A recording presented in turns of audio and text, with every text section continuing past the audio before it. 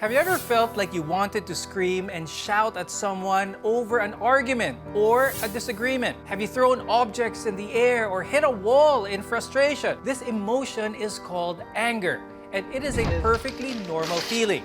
It alerts us to the fact that we have been wrong and motivates us to respond to a perceived threat. But anger becomes a problem when we can't control it, and it controls us instead. Today, we talk about anger management. I'm Dr. Freddy Gomez, and you're watching MedTalk Health Talk on CNN Philippines.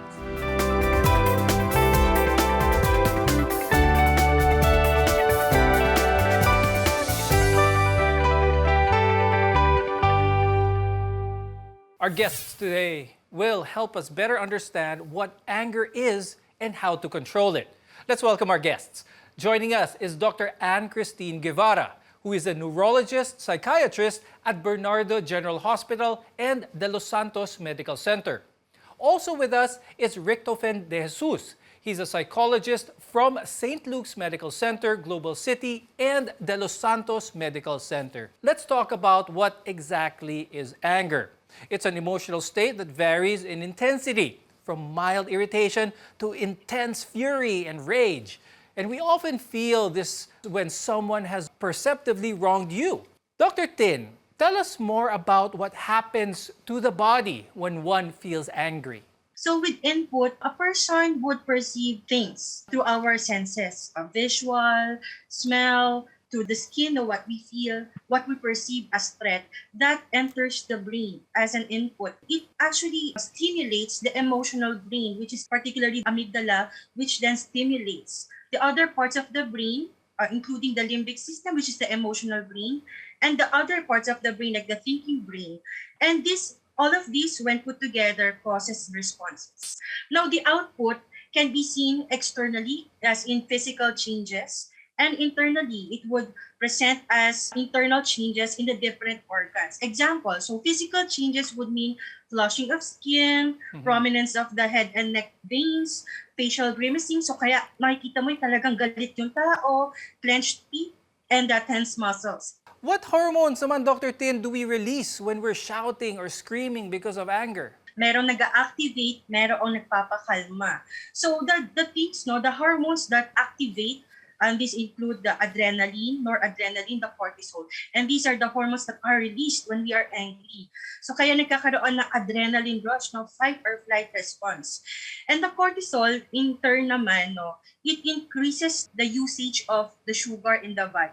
Kaya nagkakaroon tayo ng energy when we are angry. Anger doesn't exist in a vacuum, and when we're mad or angry, there are a host of other emotions that we experience in the process. Tofi, tell us naman more about this. When you talk about anger, it's already a result of several processes that are occurring in the mind.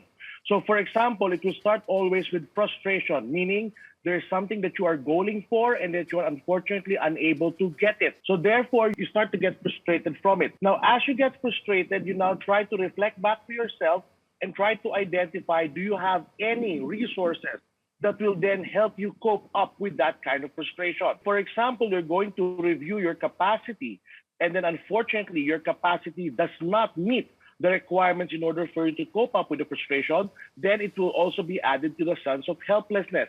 So frustration followed by the concept of helplessness will then allow you to feel the emotion of anger. So from there, as long as the frustration increases, the helplessness increases, your anger becomes bigger and bigger. And because of that, you are now going to react very angry towards the situation. How does anger differ from aggression? Anger is a mood, so it's internal. Aggression is when we then externalize the anger that we are feeling. So for example, if you feel that you are so mad, then that's just anger. But if you are already starting to get an object, throw it aside, or for example, unfortunately hurting other people or even yourself, that is how it becomes aggression. Now, there are different types of anger we should all be familiar with. Tofi, what are some examples of these, different types of anger?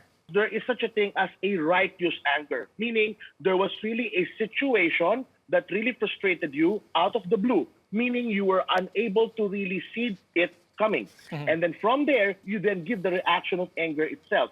Now, this is the time wherein you really felt that you have been hurt, that you have been wronged, and that's why you're reacting that way. On the other hand, there is what we call disproportionate anger, meaning the stimulus itself that triggered it is very small and disproportional towards the reaction that you are giving. So it means that you're making a mountain out of a molehill. You're making a big deal out of a small situation. So that is when it becomes quite uncontrollable. Now, Dr. Tin, what are some of the most common types of anger na nararanasan ng mga tao? Some of the most common types of anger are behavioral anger. This is a reaction, no, when one physically reacts towards a feeling of anger that leads to violence and aggression. No? The other one is retaliatory anger or vengeful anger. Ito yung you want to get back as a response to that. For instance, when you had a conversation and you want to get back to that person, no? So it's a retaliation, kaya tinatawag na retaliatory anger.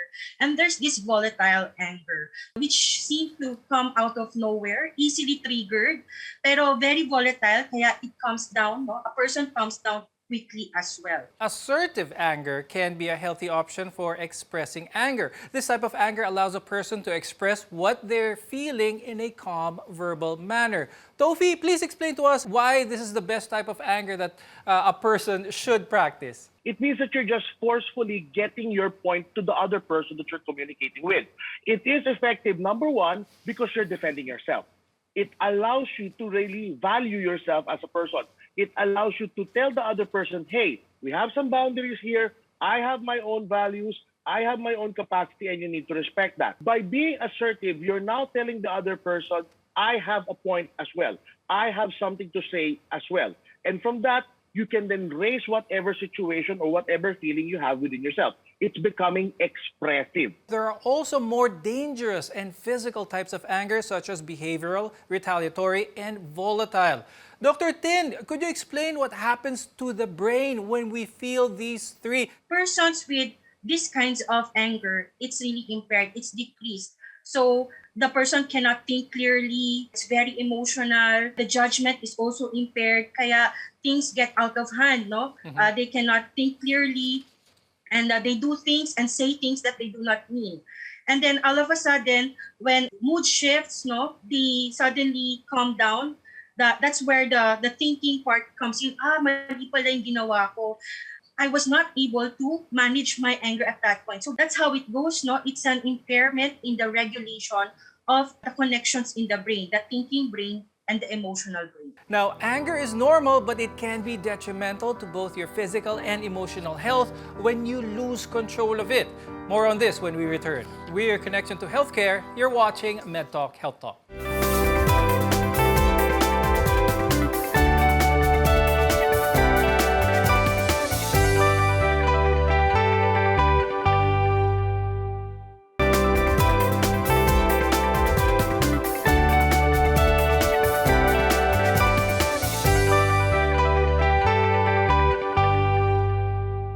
There are many causes of anger, ranging from external to internal influences. But whatever the cause, managing your anger is more important.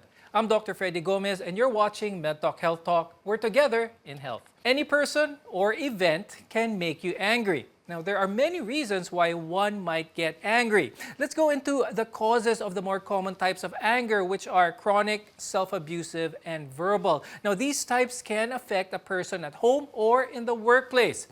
Tofi, can you tell us more about the possible causes of anger? There are some people who could not really tolerate things that are not going their way. So that's the first one. You get angry because whenever things are not going as smoothly as you're expecting them to be, you get angry. Another cause of anger is that it became reinforcing for you across time. It meant that when you were getting angry, you got what you want. It means that whenever, for example, something frustrating comes to your way, you then start to get angry, and then the situation changes into your favor. Another cause of anger, of course, is genetics. If your parents are people who are quite angry, of course, then you will also have that situation wherein you can then see them and be modeled by them in the way that you are behaving as well. Another one is that you have low tolerances of your own incapabilities. So they usually blame themselves for things that are not supposed to be blamed about, and their attribution is a little bit off. And because of that, their reaction is usually an angry emotion. Sometimes we use anger to replace other emotions we'd rather not deal with, such as emotional pain, fear, loneliness, or even loss. Tofi, can you explain to us why this happens naman? Actually, as a defense mechanism, we have what we call reaction formation. Reaction formation means that you're going to substitute a feeling, usually the opposite of what you are feeling right now, in order for you to defend your mind in terms of becoming stable. So, for example, let's say there is a loss that you have felt because of a loss of a loved one. The loss is then being converted into anger because handling the anger is a more viable option, so to speak, as compared to handling the loss. So what happens now is that the person, instead of feeling sad, instead of feeling in touch with that real emotion, will then choose to get angry instead. Is anger a normal process in trying to grieve for a loss? Actually, it's form of the DABDA: denial, anger, bargaining, depression, and acceptance. We really get angry in that part because having a loss is a frustrating situation. It is something that we do not want, and yet we have to accept it. You will really have that level of anger. However, it is something that you have to go through. By being angry, it means that you're just releasing frustrations that have not been processed with you. The point there is that not to remain angry. Anger can also be a symptom or response to a medical condition. It can be a symptom of depression, ADHD, substance abuse, or even bipolar disorder. Dr. Tin, let's talk about this. Why do these disorders trigger anger? In depression, anger is actually internalized and externalized. So when we say internalized anger, the person would feel low mood, hopelessness, would have crying spells, and suicidal thoughts. No? They're easily triggered by the circumstances in their lives. And sometimes it can also be biological, as in chronic kind of stress. So chronic kind of stress causes dysthymia or low mood for a long time. And this lowers their threshold in coping with certain life situations. So they internalize that anger and turn towards themselves. Now in ADHD, we know that the key points in ADHD is inattention and impulsiveness. So there is a misunderstanding most of the time because of the lack of attention to details. The person cannot understand fully or cannot fully focus on that situation. There will be shifting of moods and thinking and focus. And because of that, no, it causes some conflicts. Another example would be adults with ADHD who usually present with lack of direction. And all of these causes frustration, disappointment on the part of the patient. And again, the anger then turns towards the self. Can a person who's really angry be at risk of, say, a heart attack or stroke? When one is angry, again, we stimulate the sympathetic system, the adrenaline rush, that it would cause increase in blood pressure, increase in heart rate. Vasomotor responses would be more of differences in the caliber of our blood vessels, so whether it will constrict or dilate. And there's also the release of inflammatory markers, which causes clotting. So if we will discuss this in the context of, for instance, heart attack, so kapag tumaas ang blood pressure, it would cause stress on the heart. It can also cause arrhythmias or a dysregulation of the heart rate. Mag-iiba yung heart rate. Some people are actually more prone to anger than others. Dr. Tin, what are the parts in the brain that are different in a person who is quick to anger versus a person who is not? Both nature and nurture factor in on how people respond to certain situations and causes angry outbursts. And the nature part is the environment, how the patient or the person has been reared. And the biological aspect is the genetic part. Now, the wirings in the brain is very important. That's why other people, like the type A personalities, are more prone to angry outbursts. The parasympathetic system, which releases the acetylcholine, is known to be quite higher in the people who don't get angry easily as compared to those who are quick to anger. Also, the connectivity in the brain. So, neuroimaging studies would say that there's better connectivity in those who are calm and collected in the face of stressful situations, because the thinking brain can manage the emotional brain during those times. Now, you can't get rid or avoid the things that anger you, but you can learn to control your reaction to them. When we return, we'll give you tips on how to best manage your temper. Your health is our mission. This is MedTalk Health Talk.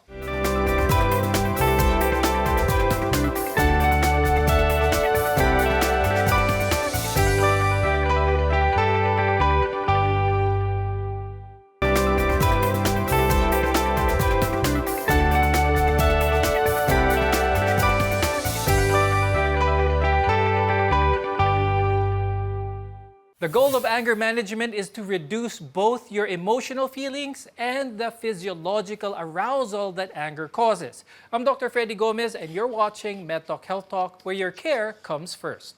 Anger doesn't look the same for everyone, as all express it differently. Dr. Tin, can you give some tips on how we can keep anger at bay? Try to have breathing exercises.